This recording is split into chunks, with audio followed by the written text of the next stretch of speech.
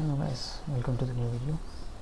Here I am going to explain how can we replace two columns in a file, that is replace column 1 with column 2 and column 2 with column 1. You can actually do this for multiple columns. I'm going to open the first file using gedit and show you what it contains. It contains these two columns separated with tab. You can see the tab is behind when I finding it using Ctrl F. So this is the file that has two columns separated with tab. I'm going to close it. Now open the file using VIM that comes with Linux. Open it. Please observe the bottom left corner of the screen. I'm going to write %ls, which means apply substitution on all lines, and also the pattern to be replaced, pattern to be found, or button to be replaced. Also optional global flag. Here I am going to write the pattern to be found. Okay, I need to find tab.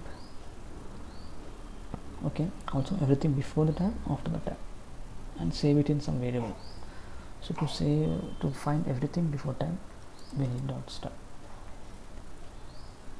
So dot star matters everything but up to tab, since we have mentioned tab, and we need to capture this dot star in a variable.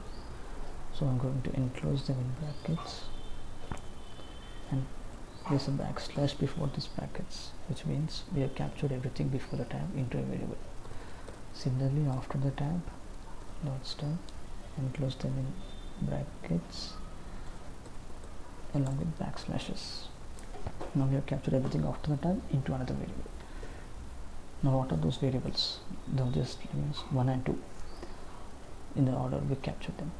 So we need second column first, which means second variable will be first /2 and the tab and also /1, that is the first variable.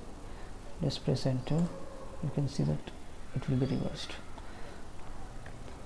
I'm going to show the command once again. %ls, and the pattern to be searched is everything before tab, capture them into a variable, everything after tab, capture them into another variable, and the pattern to be replaced, second variable, tab, first variable, and the global flag.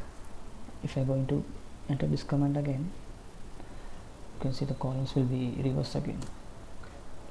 Save it. You can similarly do this for file with comma separated thing. Here you have a comma. I'm going to use the same command. You can just retrieve the same command using up command in the command history, and just represent the tab with comma and press enter, and that's it. You can see that the file columns are not swapped. That's it guys, thank you.